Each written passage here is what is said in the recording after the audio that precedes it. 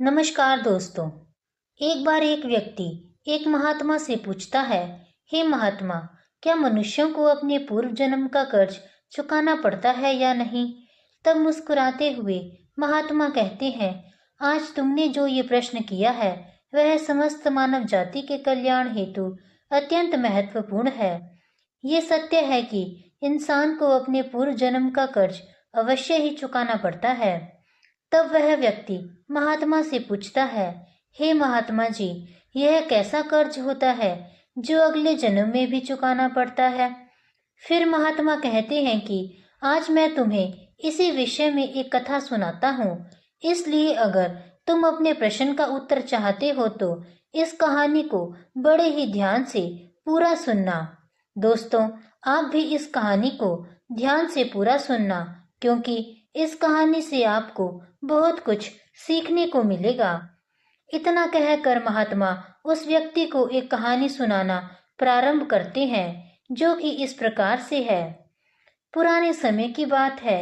एक नगर में देवानंद नाम का एक ब्राह्मण रहता था और उसकी पत्नी का नाम राधा था। उसका जन्म एक गरीब घर में हुआ था, लेकिन वह बहुत बुद्धिमान और मेहनती था। जब तक वह निर्धन था तब तक उसे धन की अधिक लालसा नहीं थी, लेकिन अपनी मेहनत के दम पर धीरे धीरे उसके पास धन का संग्रह होने लगा। तब वह दिन रात उस धन को बढ़ाने की चिंता में डूबा रहता था। उसकी पत्नी राधा भी धन की अत्यधिक लालची थी। दोस्तों, आप तो जानते ही हैं कि धन की लालसा ऐसी होती है जो बढ़ते धन के साथ साथ बढ़ती ही जाती है।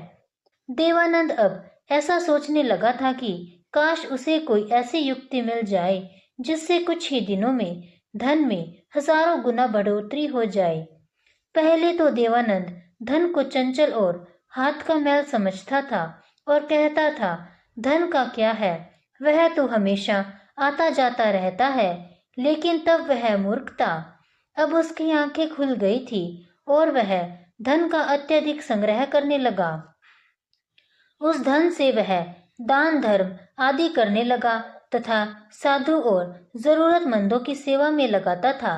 पहले उसकी ईश्वर में बड़ी ही श्रद्धा थी, किंतु समय बीतने के साथ साथ धन के लालच की भड़कती हुई ज्वाला ने उसके अन्य सभी सद्गुणों को भी जला दिया था। धन की लालसा ने उसकी अंतरात्मा को हमेशा के लिए नष्ट कर दिया। पहले जब भी देवानंद के द्वार पर कोई साधु महात्मा आते तो उसका मुंह फूलों की तरह खिल उठता था, परंतु अब आदर सत्कार के समय मुख पर निराशा और मायूसी ही रहती थी। एक बार की बात है, शाम का समय था। देवानंद के द्वार पर एक साधु आकर रुका और बोला, हे पुत्र, मैं एक यात्री हूँ और आगे हरिद्वार को जाना है। आज की रात बिताने के लिए इस साधु को स्थान मिल जाए तो बड़ा ही अच्छा होगा। मैं बड़ी ही आशा से आपके द्वार पर आया हूँ। उस साधु का मुख संतोष की मूर्ति था, आंखों में अमृत और मुंह में शहद सी मिठास, जिस कारण से देवानंद का हृदय भक्ति भाव से भर गया और वह उन्हें प्रणाम करते हुए बोला, जरूर महात्मा जी, आपकी सेवा करना तो मेरा परम धर्म है। तब वे साधु मुस्कुराते हुए कहते हैं, बेटा, आजकल के समय में तुम्हारे जैसे भक्ति भाव वाले पुरुष बहुत कम ही देखने को मिलते हैं। इस संसार से धर्म का भाव ही जैसे उठ गया है। इस प्रकार से साधु के मुख से अपनी प्रशंसा सुनकर देवानंद का हृदय खिल उठा। उसको ऐसा प्रतीत हुआ मानो उसे स्वर्ग में ही स्थान मिल गया हो।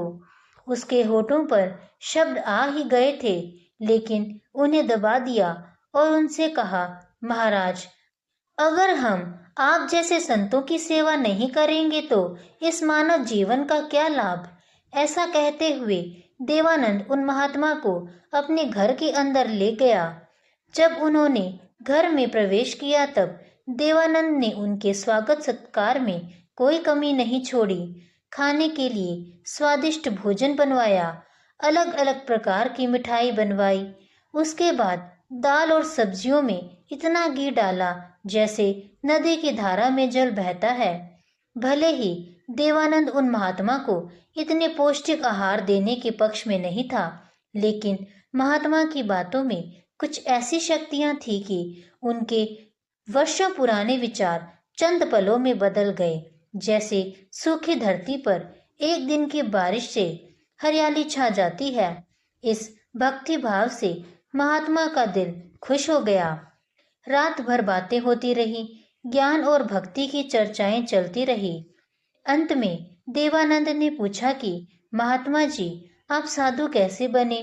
साधु ने हंसकर उत्तर दिया, बेटा, बुढ़ापा आ गया है, अब क्या सारी उम्र गृहस्थी में ही फंसा रहूंगा? कुछ हरि भजन भी तो करना चाहिए। ईश्वर की कृपा से बहुत धन कमाया है।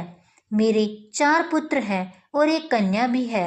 अब सारी धन दौलत उन्हें बांट दी है और अब तीर्थ यात्रा को जा रहा हूँ। फिर कुछ समय के बाद देवानंद ने साधु की तरफ देखा और पूछा, तो क्या आपने अपना सब कुछ अपने बच्चों को दे दिया या अपने पास भी कुछ रखा है? तभी साधु ने उत्तर दिया, बेटा, मेरे हाथ में जो यह लाठी देख रहे हो, यह अंदर से खोखली है। इसमें मैंने 600 स्वर्ण मुद्राएं डाल रखी हैं। यात्रा में कभी कभी धन की आवश्यकता भी पड़ जाती है। यह कहते कहते साधु को नींद लग गई, लेकिन देवानंद की आंखें जाग रही थी। यह सारी बातें उसकी पत्नी राधा ने भी सुन ली थी। अब रात्रि का पहला पहर बीत गया था। वह बार बार महात्मा की लाठी को देख रहा था और मन ही मन कुछ सोच रहा था। अब उसके अंदर लोभ लालच की माया का संचार हुआ, किंतु उसकी अंतरात्मा इस घृणित कार्य को करने से रोक रही थी। लेकिन वही मन की दुरात्मा स्वर्ण मुद्राएं पाने की जिद पर अड़ गई। कुछ समय तक इस संघर्ष में ही उसके मन का बुरा हाल हो गया था। तभी उसकी पत्नी उसके पास आकर बैठ जाती है और कहती है, स्वामी, आप किस गहरी चिंता में डूबे हैं? क्या आप भी वही कुटिल मंशा से सोच रहे हैं जो मैं सोच रही हूँ? इस महात्मा ने तो अपनी खूब सेवा करवा ली, अब इन्हें कुछ तो हर्जाना भरना पड़ेगा। तब देवानंद कहता है, राधा, मेरे मन में बड़ी ही दुविधा हो रही है। हमारा कर्तव्य है कि अतिथि की सेवा करें, किंतु अगर हम इनके धन को चुराते हैं तो पाप होगा। शायद हमें ऐसा नहीं करना चाहिए। तब उसकी पत्नी कहती है, अजी, आप कैसे फिजूल की बातें कर रहे हो? इस महात्मा की तो उम्र ढल चुकी है और क्या पता कब यह लुढ़क जाए। वैसे भी अब यह अनाथ है और अपना अंतिम समय बिताने हेतु हरिद्वार जा रहे हैं। आप अपने मन को मत रोको और इन स्वर्ण मुद्राओं को ले लो। मुझे लगता है ईश्वर भी यही चाहते हैं। इसी कारण से यह महात्मा यहाँ पधारे हैं और जो बात सबसे गुप्त रखनी चाहिए थी, वही बात इन्होंने आपको बता दी। तब देवानंद कहता है, ठीक है। अंत में लोभ ने धर्म को हरा दिया। देवानंद ने लाठी उठाई, पर उसके हाथ पैर कांप रहे थे। उसकी अंतरात्मा ने एक बार फिर से बड़बड़ाना शुरू किया, लेकिन लोभ के दृढ़ हाथों ने उसे दबा दिया। तभी देवानंद और राधा ने लाठी खोली और उसमें से स्वर्ण मोहरों को निकाल लिया और उनकी जगह सामान्य लोहे के सिक्के भर दिए। अगले दिन प्रातः सुबह महात्मा देवानंद और उसकी पत्नी की विनम्रता पूर्वक आज्ञा लेकर स्नान आदि करके अपनी अगली यात्रा के लिए तैयार हो गए। किंतु अभी भी देवानंद का दिल जोर जोर से धड़क रहा था। उसे डर था कि कहीं साधु को शक न हो जाए। इस ख्याल से उसका चेहरा पीला पड़ता जा रहा था। लेकिन महात्मा को इस बात की कोई खबर नहीं थी। वह तो हंसते हुए बातें कर रहे थे और रात की मेहमान नवाजी के लिए बार बार उन्हें धन्यवाद दे रहे थे। जाते समय देवानंद ने कहा, महात्मा जी, मेरे यहाँ कोई संतान नहीं है। कृपया करके आप भगवान श्री कृष्ण से प्रार्थना करें कि उनकी जैसी ही हमारे यहाँ संतान हो जाए। वैसे तो हम पापी हैं, हमारी प्रार्थना का कोई असर नहीं हो सकता, किंतु आप तो महात्मा हैं, भगवान आपकी बात जरूर सुनेंगे। तभी मंद मुस्कान के साथ महात्मा ने उत्तर दिया, सुनेंगे या नहीं सुनेंगे यह तो वही जाने, लेकिन मैं तुम्हें आशीर्वाद देता हूँ, भगवान श्री कृष्ण तुम्हें संतान दे। इतना कहकर वे महात्मा वहां से चले गए। अब जैसे देवानंद के सर से एक बड़ा बोझ हट गया था। उसे ऐसा लगा जैसे महात्मा के जाने के साथ ही उसके दिल से एक बड़ा पत्थर हट गया हो। किंतु वे दोनों पति पत्नी इस चोरी के फल से नहीं बच सकते थे। यह बात देवानंद का मन और मस्तिष्क भी अनुभव कर रहा था, परंतु वह इस चोरी के प्रकट होने से बहुत डरता था। चोरी का प्रकट होना प्रत्यक्ष था, किंतु उसका फल भविष्य के किसी पर्दे में छुपकर सही अवसर की प्रतीक्षा में था। मनुष्य वर्तमान के सामने भविष्य की परवाह नहीं करता। वहीं दूसरी ओर जब वह महात्मा हरिद्वार पहुंचे तो उनका हृदय अत्यंत प्रसन्न हो गया। यहाँ साधु संतों को देखकर ऐसी प्रसन्नता हुई मानो उन्हें सभी देवताओं के साक्षात दर्शन हो गए हों। उनका मन ईश्वर भक्ति में लीन हो गया। फिर अगले दिन उन्होंने उस मंदिर के मुख्य रसोइये को बुलाकर कहा, मैं यहाँ आने वाले सभी यात्रियों के लिए अन्नदान करना चाहता हूँ। यही एक इच्छा मेरी बाकी है। कृपया आप हमें बताएं कि सभी लोगों के भोजन, निवास और वस्त्र दान के लिए कितना खर्च हो सकता है। तभी उस व्यक्ति ने कुछ हिसाब करते हुए बताया कि महाराज, अन्नदान, निवास और वस्त्र दान और अन्य सभी प्रकार के कार्यों के लिए कुल 600 स्वर्ण मुद्राएं लग सकती हैं तथा 10 से 20 कम अधिक भी लग सकती हैं। क्या आपके पास इतना ज्यादा और पर्याप्त धन है? महात्मा कहते हैं, ठीक है, मैं इसका प्रबंध करता हूँ।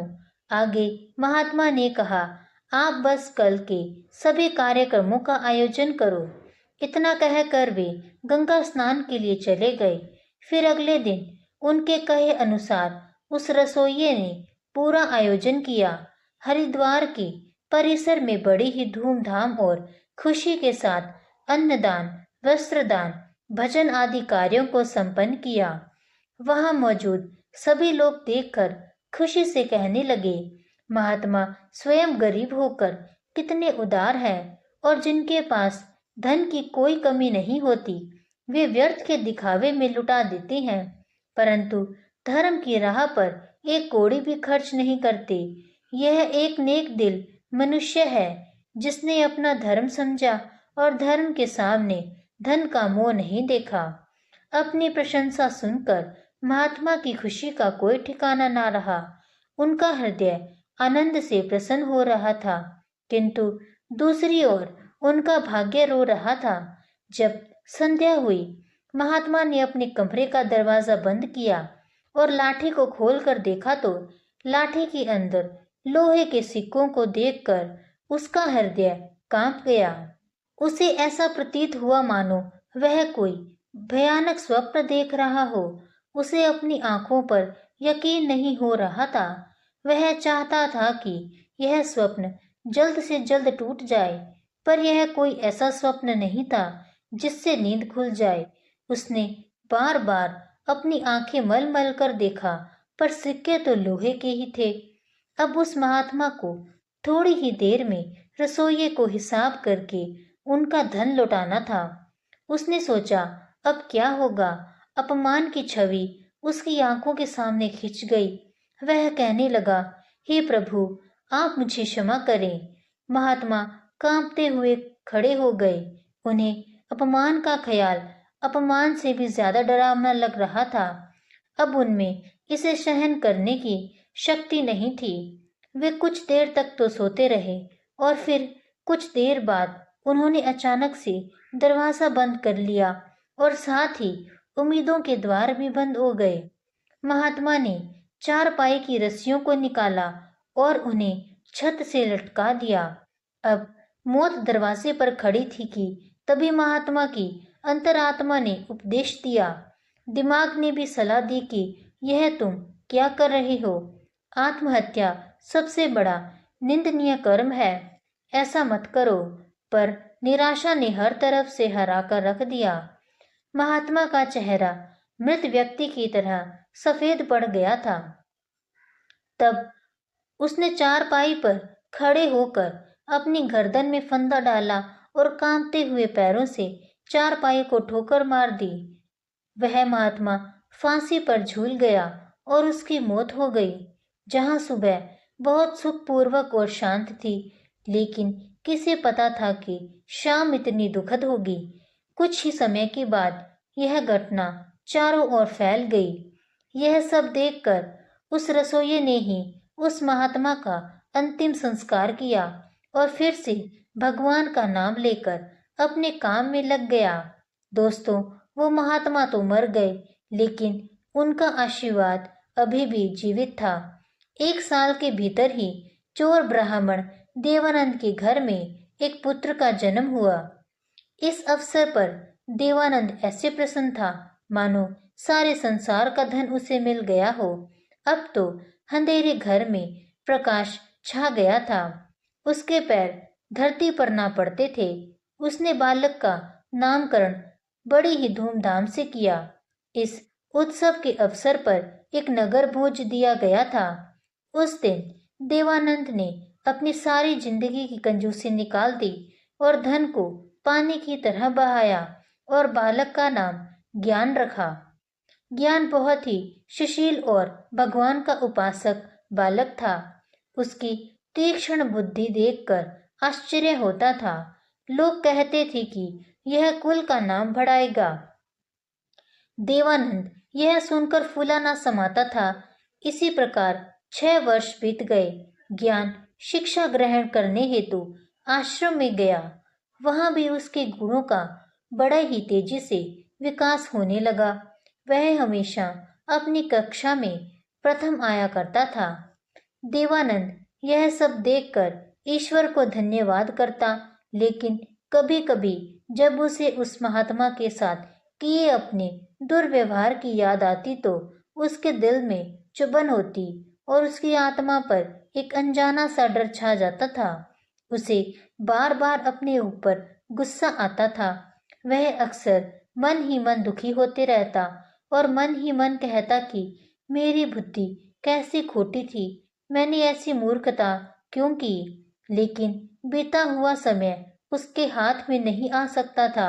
उसने स्वर्ण की 600 मोहरों को एक लाल वस्त्र में बांधकर संदूक में रख दिया और यह निश्चय किया कि वह उस महात्मा को वापस दे देगा।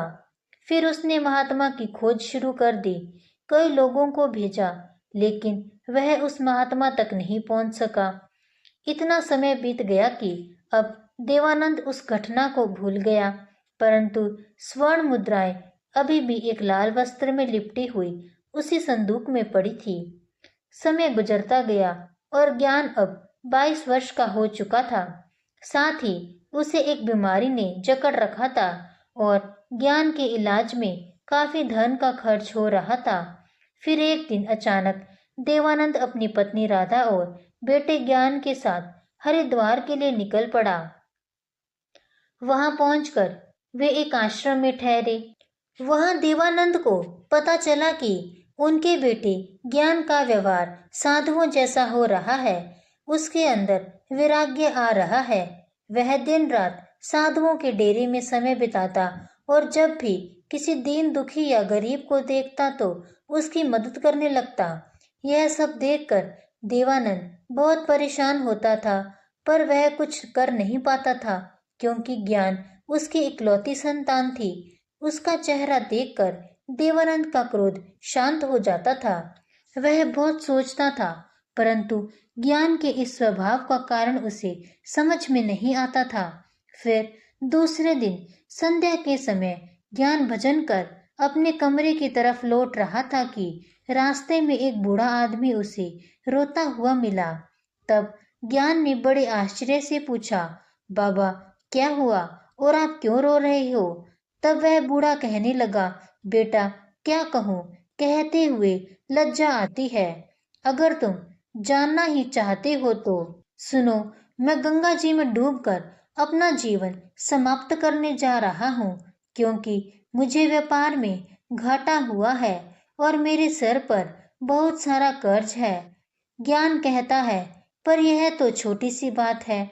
उस बूढ़े व्यक्ति ने अजीबोगरीब नजरों से ज्ञान की ओर देखते हुए कहा, मुझे अपना कर्ज चुकाना है, नहीं तो मेरे पास आत्महत्या करने के अलावा कोई विकल्प नहीं है। तब ज्ञान कुछ देर तक चुप रहा। यह मौन उस दुर्भाग्यशाली बूढ़े व्यक्ति के लिए एक उम्मीद की किरण बन रहा था। उसके आंसू थम गए और फिर ज्ञान ने पूछा कि बाबा, आपको कितने धन की आवश्यकता है? कृपया आप मुझे बताएं। दोस्तों, जब इंसान निराश हताश होता है तब उसे हर कदम पर उम्मीद नजर आती है। उस बूढ़े व्यक्ति ने हिसाब लगाकर जवाब दिया और कहा कि मेरे सर पर लगभग 600 स्वर्ण मुद्राओं का कर्ज है। ज्ञान फिर से कुछ देर के लिए चुप रहा। फिर उसने कहा, बाबा, आप चिंता मत करो, आप बस इसी गंगा के तट पर मेरी प्रतीक्षा करो। मैं बस अभी वापस आता हूँ। आपके लिए मैं कहीं से धन का संग्रह करके लाता हूँ। तब बूढ़े आदमी ने कहा, बेटा, यही पास में मेरी एक धर्मशाला है, तुम वहीं आ जाना। उसी समय ज्ञान भागते हुए वापस अपने कमरे में आ पहुंचा। उस समय उसके हृदय में हलचल सी मची हुई थी। उसका चित्त व्याकुल था। वह चाहता था कि जितनी जल्दी हो सके बूढ़े बाबा का संकट दूर कर दे।